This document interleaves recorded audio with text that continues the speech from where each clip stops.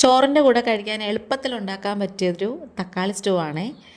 പെട്ടെന്ന് തന്നെ നമുക്കിത് റെഡിയാക്കി എടുക്കാം. ഒരുപാട് ഇൻഗ്രീഡിയൻസ് ഒന്നും വേണ്ട. വീഡിയോ സ്കിപ്പ് ചെയ്യാതെ ഫുള്ള് കാണണേ. ഇഷ്ടപ്പെട്ട ചാനലൊന്ന് സപ്പോർട്ട് ചെയ്യണം. താമസിക്കുന്നില്ല, നമുക്ക് നേരെ ഇവിടേക്ക് തന്നെ പോവാം.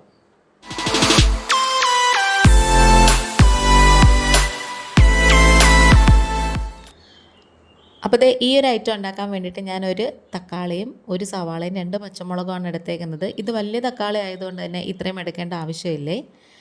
ഇനി ഇത് നമുക്ക് സവാളയുടെ തൊലിയൊക്കെ കളയാം. എന്നിട്ടതിൻ്റെ നന്നായിട്ട് കഴുകി വൃത്തിയാക്കണം. ഇപ്പോൾ വാങ്ങിക്കുന്ന സവാളയ്ക്ക് പുറത്ത് ചെറിയ കറുപ്പ് നിറമൊക്കെ ഉണ്ടെന്നുണ്ടെങ്കിൽ അതിൻ്റെ പുറത്തെ തോടും കൂടി നമ്മൾ എടുത്ത് കളയണമെന്നാണ് പറയുന്നത്. അപ്പോൾ നമ്മൾ നന്നായിട്ട് വൃത്തിയാക്കി എടുക്കുവാണേ. ഇനി അതൊക്കെ കഴിഞ്ഞിട്ട് ഇത് നമുക്കൊന്ന് കട്ട് ചെയ്തെടുക്കണം. സവാള നല്ല നീളത്തിൽ വേണം അരിയാൻ. അപ്പം നമ്മൾ അതിൻ്റെ മുകളിൽ നടുവിലൊരു കൂഞ്ഞുണ്ടല്ലോ, അതൊന്ന് ചെത്തി മാറ്റുകയാണെന്നുണ്ടെങ്കിൽ അത് വഴണ്ട് കിട്ടാനും വെന്ത് കിട്ടാനും ഒക്കെ നല്ലതാണ്, പെട്ടെന്നാവേ. ഇതുപോലെ നല്ല നേരിയതായിട്ട് വേണം അരിഞ്ഞെടുക്കാനേ. അതുപോലെ തന്നെ ഈ ഒരു കറി ഉണ്ടെങ്കിൽ നമുക്ക് ചോറിൻ്റെ കൂടെ കഴിക്കാൻ നല്ല ടേസ്റ്റാണ് കേട്ടോ. അതുപോലെ തക്കാളിയും ഇതുപോലെ നല്ല നേരിയതായിട്ട് വേണം അരിഞ്ഞെടുക്കാൻ. പച്ചമുളക് ഇതേപോലെ കീറിയിട്ടാൽ മതി കേട്ടോ. അപ്പോൾ 2 പച്ചമുളക് എടുത്താൽ മതി, കാരണം ഇത് അത്യാവശ്യം നല്ല എരിവുള്ള മുളകാണ്. അപ്പം ഞാൻ 3/4 ഭാഗത്തോളം തക്കാളി മാത്രമേ എടുത്തിട്ടുള്ളൂ, ഫുള്ള് ഞാൻ എടുത്തിട്ടില്ല. ഭയങ്കര പുളിയായിപ്പോവും. അതുകൊണ്ട് തക്കാളിയുടെ നടുവിലൊരു കൂഞ്ഞു പോലെ കാണത്തില്ല, അതും കൂടി നമ്മൾ എടുത്ത് കളയണം.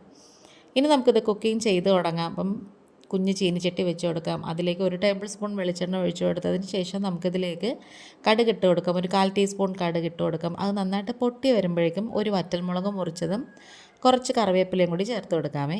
ഇനി ഇതെല്ലാം കൂടി നന്നായിട്ട് മുരിഞ്ഞ് കിട്ടുന്നവരെ ഒന്ന് വെയിറ്റ് ചെയ്തതിന് ശേഷം നമുക്കിതിലേക്ക് സവോളയും പച്ചമുളകും ചേർത്ത് കൊടുക്കാമേ. നമ്മൾ ആദ്യമേ പച്ചമുളക് ചേർക്കുന്നതെന്ന് വെച്ചാൽ അതിൻ്റെ എരിവും കൂടി ഇറങ്ങാൻ വേണ്ടിയിട്ടാണ്. അപ്പോൾ തക്കാളി ഞാൻ ഇപ്പോൾ ചേർക്കുന്നില്ല. നല്ല സിമ്പിളായിട്ട് ചെയ്യാൻ പറ്റുന്നൊരു കറിയാണ്. എല്ലാവർക്കും ഭയങ്കരമായിട്ട് ഇഷ്ടപ്പെടുകയും ചെയ്യും. ഒരുപാട് സ്പൈസി അല്ല, എന്നാൽ അത്യാവശ്യം ചെറിയ രീതിയിലുള്ള എരിവുണ്ട്. കാരണം ആ വറ്റൽമുളകിൻ്റെയും പച്ചമുളകിൻ്റെയൊക്കെ എരിവ് ഇറങ്ങുന്ന അത്രയും ഒരു സ്പൈസിനെസ് മാത്രമേ കാണത്തുള്ളൂ. ഇനി ഇത് പെട്ടെന്ന് വഴണ്ട് കിട്ടാൻ വേണ്ടിയിട്ടാണ് നമ്മളിതിലേക്ക് ഉപ്പ് ചേർത്ത് കൊടുക്കുന്നത്. അപ്പോൾ ഉപ്പും കൂടി ചേർത്ത് ഇട്ടുമ്പോഴത്തേക്കും നമ്മൾ സവോള നന്നായിട്ട് ഒരുമാതിരിയൊക്കെ ഒന്ന് വഴണ്ട് കിട്ടെ. അപ്പോൾ ഈ വീഡിയോ കണ്ടുകൊണ്ടിരിക്കുന്ന സമയത്ത് നിങ്ങൾക്ക് ഈ ചാനൽ ഇഷ്ടപ്പെടുകയാണെന്നുണ്ടെങ്കിൽ ഒന്ന് ഫ്രണ്ട്സ് ആൻഡ് ഫാമിലിക്ക് ഒന്ന് ഷെയർ ചെയ്ത് കൊടുക്കണേ. അപ്പോൾ ആദ്യമായിട്ട് കാണുന്ന കൂട്ടുകാരെങ്കിലും ഉണ്ടെങ്കിൽ ആ ബെല്ലൈക്കൺ ഒന്ന് പ്രസ് ചെയ്ത് കൊടുക്കണേ. എന്നിട്ട് അതിൽ ഓൾ എന്ന ഓപ്ഷനും കൂടി കൊടുത്താൽ ഞാനിടുന്ന വീഡിയോസൊക്കെ നോട്ടിഫിക്കേഷനായിട്ട് നിങ്ങൾക്ക് കിട്ടത്തുള്ളൂ. ആ സവാള ഒരു പകുതി മുക്കാൽ വഴണ്ടതിന് ശേഷം ഒന്ന് വാടി വരുന്നതിന് ശേഷമാണ് നമ്മൾ തക്കാളി ചേർത്ത് കൊടുക്കുന്നത്. അങ്ങനെ ഇതെല്ലാം നന്നായിട്ടിങ്ങനെ വഴണ്ട് വന്നിട്ടുണ്ട്. തക്കാളിയൊക്കെ നല്ലോണം വെന്ത് ഉടഞ്ഞ് വന്നിട്ടുണ്ട്. ഇനി നമുക്കിതിലേക്ക് നന്നായിട്ട് കുറുകിയ തേങ്ങാപ്പാൽ ചേർത്ത് കൊടുക്കാം. അത് ഫുള്ള് ഒഴിക്കേണ്ട, അതിൻ്റെ ഒരു കുറച്ച് ഭാഗം ഒഴിച്ചാൽ മതി. കാരണം ആ തേങ്ങാപ്പാലിനകത്ത് കിടന്ന് ഈ കൂട്ടുകളെല്ലാം കൂടി നന്നായിട്ട് ഇങ്ങനെ ഒന്ന് മിക്സായിട്ട് വരണം. അതിൽ കിടന്നിങ്ങനെ വെന്ത് നല്ലൊരു ടേസ്റ്റ്, ആ ഒരു ഫ്ലേവർ ഇതിനകത്ത് ഇറങ്ങാൻ വേണ്ടിയിട്ടാണ്.